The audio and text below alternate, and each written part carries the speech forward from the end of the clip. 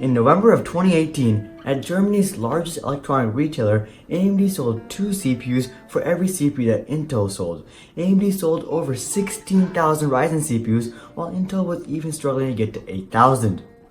The top 4 CPUs by sales were the 2600, then the 2700X, 2600X, and finally the 8700K. As you can see, 3 out of the 4 top-selling CPUs were Ryzen CPUs. AMD's second-generation Ryzen CPUs accounted for 47% of the sales, while Intel's Coffee Lake only accounted for 22%. Clearly, AMD is performing much better than Intel in terms of sales, and they seem to be a consumer favorite. But just 2 years ago, nobody would even consider AMD when shopping for a CPU. So what happened in such a quick period of time? And with Nvidia's stock price folding in half in just the last couple of months, are they next?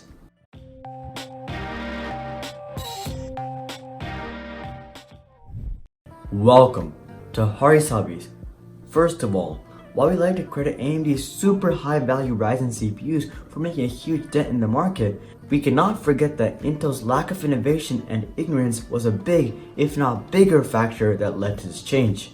AMD's Ryzen CPUs haven't even been out for 2 years, while Intel's ignorance has persisted for several years, and it is actually this ignorance that opened up the pathway for AMD's success.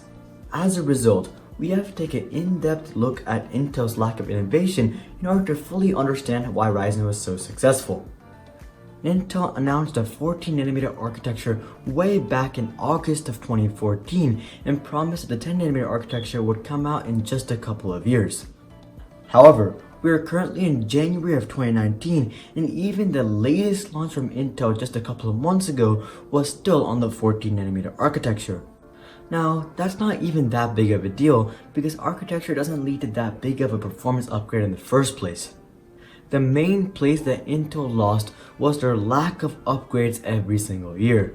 In September of 2011, Intel launched the 2700K, which was a 4-core 8-thread CPU with a base clock of 3.5 GHz and a max turbo frequency of 3.9 GHz. In 2017, Intel launched the 7700K, which was also a 4-core 8-thread CPU with a base clock of 4.2 GHz and a max turbo frequency of 4.5 GHz. That means that in those 5.5 years, Intel increased their max turbo frequency by 0.6 GHz, and that was the only main difference. That's almost less than 0.1 GHz increase every single year. Even here, it wasn't too bad because 4 cores and 8 threads is more than enough for most mainstream users.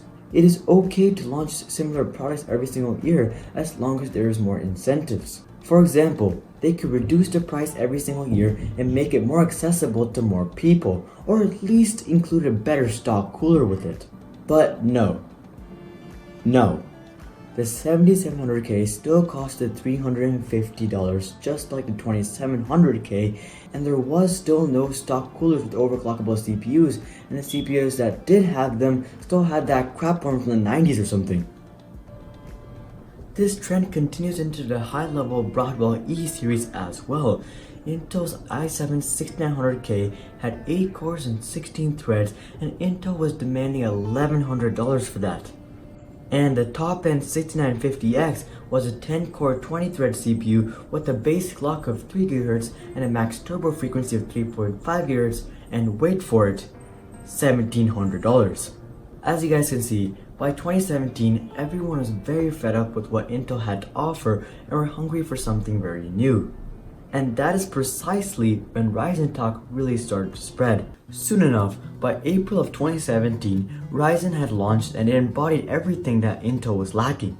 Ryzen 3 finally had 4 full functional cores, replacing i3s which only had dual core and hyper-threaded up to 4 cores. Ryzen 5 matched i7s and even beat them in terms of core count with 6 cores and 12 threads and being able to overclock all the way to 4 GHz. Finally, Ryzen 7 matched and beat the i7-6900K from Intel's enthusiast lineup. The Ryzen 7 1700 had 8 cores and 16 threads and could overclock all the way to 3.7 GHz just like the 6900K. and the Ryzen 7 1700 came in at $330, while the Intel i7 6900K still costed $1,089. On top of this, AMD promised to support AM for up till 2020 and had an aggressive game plan with the 7nm architecture CPUs coming just 2 years later. So clearly, Ryzen was packed with value, not to mention its amazing stock coolers, so everyone who wanted more cores and more value quickly flocked over to Ryzen. However, it wasn't all birds and sunshine. Ryzen did have its set of issues. AMD hadn't been a big CPU player in several years, and most software and games were optimized towards Intel CPUs. As a result, Ryzen CPUs were often limited by software, and additionally, Ryzen CPUs were also not the best with RAM support. Many popular RAM kits simply could not run at full speeds. Also, for gamers, Intel CPUs were still the clear choice, because while AMD offered a lot more value, Intel CPUs were still better at gaming due to their high-level single-thread performance and games being optimized for them. So, after the launch of Ryzen, AMD enthusiasts couldn't be more ecstatic that AMD was finally bringing competition into the market and couldn't be happier to buy a Ryzen CPU. Ryzen also attracted many people from Intel's side who were really sick of Intel's lackluster upgrades and wanted to try something different. However, for most people, while Ryzen did turn their heads, Intel was still a clear choice because Ryzen was still so new and didn't essentially have any market proof, and AMD's bad track record did not help with that. However, that was just the beginning, and AMD was nowhere close to being done. Just a couple of months later, AMD launched Threadripper, and the 1950X had 16 cores and 32 threads and came in at $1,000. And this is when Intel really started to feel the pressure, and this can be seen in how they scrambled to launch an 18-core CPU, but they still overcharged for it at $2,000. And later that year, Intel also launched the first mainstream 6-core CPU with the 8700K. But despite all these efforts, a lot of people still went over to AMD's side. Soon enough, the holiday season of 2017 rolled around, and AMD offered very aggressive deals in order to push out their CPUs. You could get the flagship 1800X on Newegg for just over $300, and you can see that this deal definitely worked because over 40% of the people who saw this deal bought it right after. Intel, on the other hand, were struggling to sell their CPUs because they didn't have enough stock because they rushed to launch the 8700K, and as a result, the 8700K costed over $400. And it didn't stop right there either. On Newegg, you can actually get a 1950X, that's right, a 16-core 32-thread CPU for $800. At this point, that was completely unheard of. AMD completely wiped out the holiday season and really started to grow, while Intel was still struggling to get onto 10nm architecture. Soon after, AMD's APUs came out as well, and this resolved the issue that AMD CPUs did not have integrated GPUs. And this attracted the super budget builders as well. And then, Ryzen's second generation came out, and it was more than anybody could have ever expected. Not only did AMD increase the max turbo speed from 4.0 GHz to 4.3 GHz, which actually isn't that big of a deal, but they slashed the price of their flagship CPU, the 1800X, from $500 to the 2700X, which was $330. On top of this, AMD offered really nice stock coolers with all their CPUs. So not only did AMD add a good boost like Intel does every year, but they also included a stock cooler and heavily reduced the price. And by this point, software and games were pretty well refined to run with Ryzen. The 8700K did barely edge out the 2700X in terms of gaming performance, but in any type of productive task, the 2700X easily took the crown. The only demographic that the 8700K attracted was the really hardcore gamers who didn't mind spending a bit more money to get the best gaming performance available, but for everyone else, the 2700X was a clear choice. Soon after, Threadripper 2 came out, and this was another marvel. Most people were just expecting some more clock speed and maybe even a cheaper price like mainstream Ryzen. However, AMD had something much bigger in mind. AMD did precisely that with the 2920X and the 2950X, but they also introduced two new SKUs, the 2970WX and the 2990WX, which each had 24 cores and 48 threads, and 32 cores and 64 threads respectively.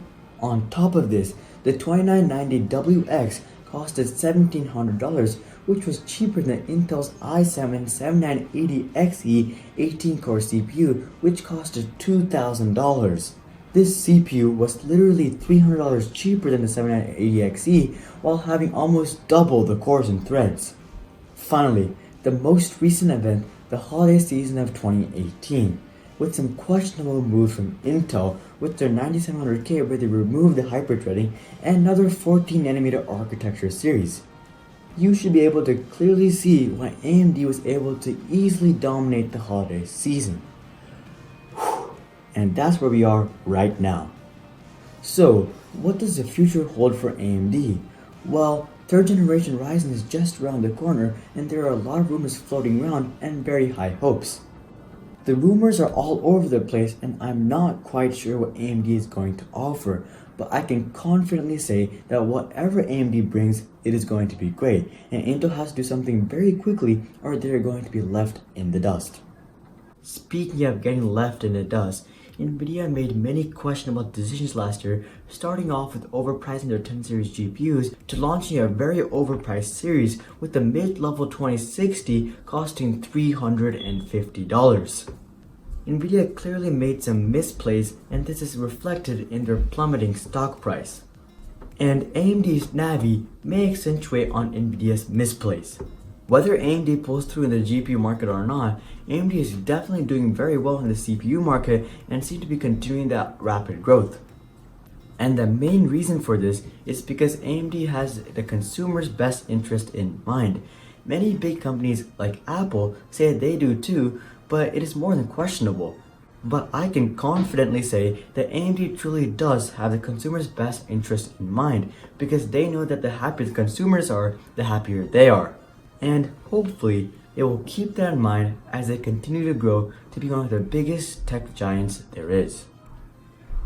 So, what do you guys think about AMD? Do you think all tech companies should be like them? Make sure to post that down below. Also, I tried something new today with all the scene changes and background changes. So if you like that, then make sure to smash that like button and show your appreciation. And finally, if you'd like to see more videos just like this one, then make sure to hit that subscribe button. But until then, I'm Hari, and I'll see you guys on the next one.